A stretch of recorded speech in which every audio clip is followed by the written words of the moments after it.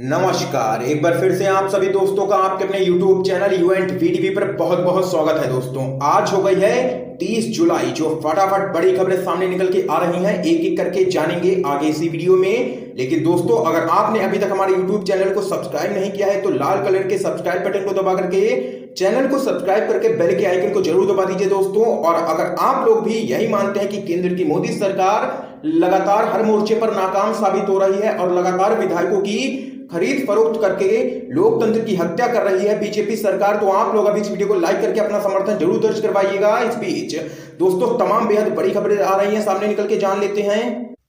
दिल्ली दंगों को लेकर के 270 हस्तियों ने सीएम केजरीवाल को लिखी चिट्ठी, निष्पक्ष जांच की मांग। आप लोगों को दोस्तों बताते चले, दिल्ली के करीब 270 हस्तियों ने मुख्यमंत्री अरविंद केजरीवाल को एक पत्र लिख करके इस साल फरवरी में हुए सांप्रदायिक दंगे की एक रिटायर्ड न्यायाधीश से स्वतंत्र जांच कराने की मांग की है। उन्होंने आरोप लगाया है कि दिल्ली अल्पसंख्यक आयोग की अनुशंसा के विपरीत दिल्ली पुलिस मनगढ़ंत जांच कर रही है। इस पत्र पर हस्ताक्षर करने वालों में पूर्व विदेश सचिव मुचकुंद दुबे, राष्ट्रीय अल्पसंख्यक आयोग के पूर्व अध्यक्ष वजाहत हबीबुल्ला, माकपा के नेता बृंदा करात, सामाजिक कार्यकर्ता हर्ष मंदर प्रमुख हैं। तो यहाँ पर दोस्तों ये बड़ी अपडेट सामने निकल के आए। इस बीच एक और जानकारी आ रही है सामने।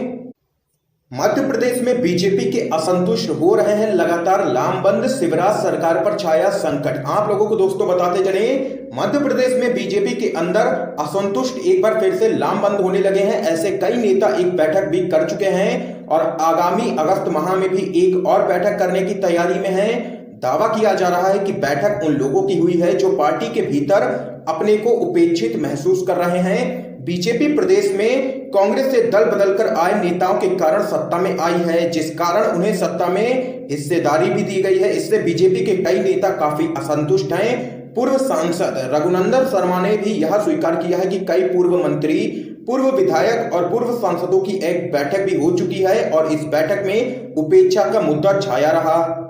पूर्व सांसद रघुनंदन शर्मा का कहना है कि कई नेता ऐसे हैं जिन्हें इस बात का मलाल है कि पार्टी और संगठन उनकी उपेक्षा कर रही है और उनसे संवाद भी नहीं कर रही है। इसलिए यहां पर उनका कहना है कि आने वाले समय में बीजेपी के कई दिग्गज नेता एक साथ इस्तीफा दे सकते हैं, क्योंकि यहां पर उन तमाम नेताओं ने एक बैठक कर भी ली है और एक बैठक अगस्त में भी करने वाले हैं। और यहां पर शिवराज सरकार पर छाया है संकट, क्योंकि यहां पर रिपोर्ट के माध्यम से ऐसी भी खबरें सामने निकल के आ रही हैं लगातार कि इन नेताओं का कहना है कि वो बीजेपी को मध्य प्रदेश में होने वाले उपचुनाव में किसी भी कीमत पर जीतने नहीं देंगे और यहां पर बीजेपी की सरकार गिराकर ही रहेंगे। ये रिपोर्ट के माध्यम से खबर भी सामने निकल के आई। ऐसे में आने वाले दिनों में मध्य प्रदेश की राजनीति में कभी भी एक बड़ा धमाका हो सकता है। यहाँ पर दोस्तों ये बड़ी अपडेट मध्य प्रदेश से सामने निकल के आई है। इस बीच एक और जानकारी आप लोगों को बताते चलें। राफेल का भारत में स्वागत है, लेकिन कीमत 1670 करोड़ रुपए क्यों, ये यहां पर कहना है कांग्रेस का। आप लोगों को दोस्तों बताते चले, कांग्रेस ने राफेल लड़ाकू विमानों के पहले जत्थे के भारत आने का स्वागत किया है और इसके साथ ही यह भी कहा है कि हर देशभक्त को यह पूछना चाहिए कि 526 करोड़ रुपए का विमान 1670 करोड़ रुपए में क्यों खरीदा गया। पार्टी के मुख्य प्रवक्ता रणदीप सुरजेवाला ने ट्वीट किया है कि राफेल का भारत में स्वागत है, वायुसेना के जाबांज लड़ाकों को बधाई। उन्होंने आगे कहा है कि आज हर देशभक्त यह जरूर पूछे कि 526 करोड़ रुपए का एक राफेल अब 1670 करोड़ रुपए में क्यों, 126 राफेल की बजाय 36 राफेल ही क्यों, मेक इन इंडिया के बजाय मेक इन फ्रांस क्यों, 5 साल की देरी क्यों। भारतीय वायुसेना के लिए ऐतिहासिक क्षणों के बीच राफेल लड़ाकू विमानों का पहला जत्था भारत पहुंचा है। इस बीच कांग्रेस पार्टी ने केंद्र की मोदी सरकार को जबरदस्त तरीके से घेरा है। तो वहीं दोस्तों एक और जानकारी आप लोगों को बताते चलें। राजस्थान के मुख्यमंत्री अशोक गहलोत का सुलह का प्रस्ताव वापसी चाहते हैं तो माफी मांगे बागी विधायक। आप लोगों को दोस्तों बताते चले, राजस्थान के मुख्यमंत्री अशोक गहलोत ने बागी विधायकों के प्रति नरमी का संदेश देते हुए कहा है कि अगर वे विधायक माफी मांगते हैं तो उन्हें पार्टी हाईकमान द्वारा लिया गया फैसला मंजूर होगा।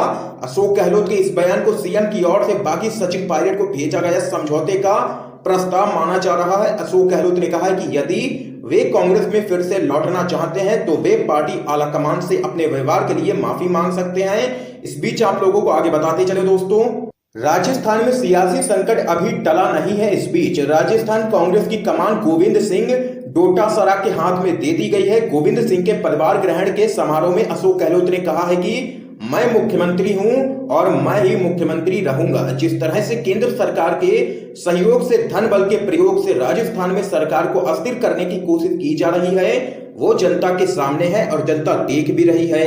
अशोक गहलोत ने आगे कहा है कि ऐसे समय में जब जीवन को बचाने का सवाल होता है तो सरकार गिराने की साजिश रची जा रही है बीजेपी के द्वारा। केंद्र सरकार को ऐसे समय में भी कैसे फुर्सत मिल सकती है कि कर्नाटक के बाद मध्य प्रदेश और राजस्थान में षड्यंत्र रचा जा रहा है।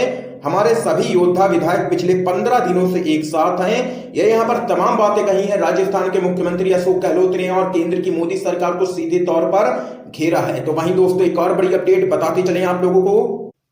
बीजेपी की सांसद जसकौर मीणा बोली राम मंदिर बनते ही देश से भाग जाएगा कोरोना। जी हां दोस्तों, एक अजीबोगरीब बयान सामने निकल के आया है बीजेपी के सांसद के द्वारा। आप लोगों को दोस्तों बताते चले, देश में जानलेवा कोरोना वायरस का प्रकोप है। इस बीच कोरोना को लेकर के नेताओं की ओर से अजीबोगरीब दावे लगातार किए जा रहे हैं। अब राजस्थान की दौसा लोकसभा सीट से बीजेपी सांसद जसकौर मीणा ने कहा है कि अयोध्या में राम मंदिर बनते ही कोरोना खत्म हो जाएगा। इससे पहले मध्य प्रदेश विधानसभा के प्रोटेम स्पीकर रामेश्वर शर्मा ने भी कहा था कि राम मंदिर का निर्माण कार्य शुरू होते ही कोरोना का विनाश होने लगेगा। तो यहाँ पर दोस्तों देख सकते हैं कि लगातार बीजेपी के नेताओं की तरफ से अजीबोगरीब बयान सामने निकल के आ रहे हैं। इसको लेकर के विपक्ष भी निशाना साधता रहता है। इससे पहले प्रज्ञा सिंह ठाकुर ने भी एक ऐसा ही बयान दिया था। तो वहीं दोस्तों इस बीच एक और जानकारी सामने निकल के आ रही है। अयोध्या में राम मंदिर के भूमि पूजन से पहले असदुद्दीन ओवैसी का बड़ा हमला, कहा बाबरी विध्वंस में संघ के साथ कांग्रेस का भी था हाथ। आप लोगों को दोस्तों बताते चले, राम मंदिर निर्माण के लिए भूमि पूजन का आयोजन किए जाने की खबरों के बीच लोकसभा के सांसद और एआईएमआईएम के प्रमुख असदुद्दीन ओवैसी ने केंद्र की मोदी सरकार के साथ इस बार कांग्रेस पर भी हमला किया है। ओवैसी ने एक ट्वीट कर कहा है कि बाबरी विध्वंस में कांग्रेस का भी हाथ था। उन्होंने कहा कि मस्जिद के विध्वंस में संघ के साथ कांग्रेस भी मिली हुई थी। ओवैसी ने एक मीडिया रिपोर्ट के जरिए कांग्रेस पर हमला बोला है। इस रिपोर्ट में कहा गया था कि भूमि पूजन समारोह में ना बुलाए जाने के चलते कांग्रेस काफी नाराज है और उसका कहना है कि बीजेपी सारा क्रेडिट ले रही है। इस पर ओवैसी ने ट्वीट करते हुए लिखा है कि हाँ, जिसका हक बनता है उसे क्रेडिट दिया जाना चाहिए। आखिर वो राजीव गांधी ही थे जिन्होंने बाबरी मस्जिद का ताला खोला था और वो पीवी नरसिम्हा राव ही थे जिन्होंने प्रधानमंत्री के पद पर रहते हुए ये पूरा विध्वंस देखा था। कांग्रेस संघ परिवार के साथ विध्वंस के इस अभियान में हाथ डाले खड़ी रही। ये यहाँ पर तमाम बातें कही हैं असदुद्दीन ओवैसी ने और इस बार केंद्र की मोदी सरकार के साथ कांग्रेस को भी घेरा है। तो वहीं दोस्तों एक और बड़ी खबर सामने निकल के आ रही है।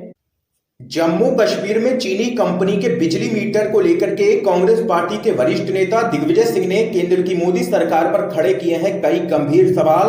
आप लोगों को दोस्तों बताते चले क्या कुछ है पूरा मामला। कांग्रेस के वरिष्ठ नेता दिग्विजय सिंह ने एक बार फिर से मोदी सरकार पर काफी तीखा हमला बोला है। उन्होंने ट्वीट करके जम्मू कश्मीर में चीनी कंपनी के बिजली मीटर लगाए जाने को लेकर के सवाल खड़े किए हैं। दिग्विजय सिंह ने कांग्रेस के नेता पवन खेड़ा का वीडियो साझा करते हुए लिखा है कि पवन खेड़ा जी की प्रेस वार्ता अवश्य सुने। किस प्रकार मोदी जी ने डोंग फैंग नाम की चीनी कंपनी को जम्मू कश्मीर में बिजली के स्मार्ट मीटर लगाने का ठेका दिया है। इसके माध्यम से यह चीनी कंपनी जम्मू कश्मीर की विद्युत व्यवस्था के साथ कुछ भी कर सकती है। यह कंपनी पूरी तरह से चीनी सरकार को रिपोर्ट करती है। आप लोगों को दोस्तों आगे बताते चले, दिग्विजय सिंह ने कई ट्वीट करके इस पूरे मामले में केंद्र की मोदी सरकार को घेरा है।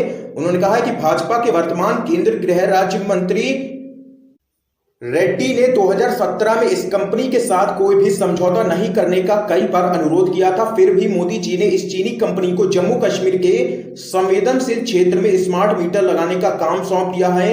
यह एक और प्रमाण है भाजपा सरकार और मोदी ने राष्ट्रीय सुरक्षा के साथ समझौता किया है। मोदी जी जवाब दें, चीन के विषय में नहीं देंगे। क्यों?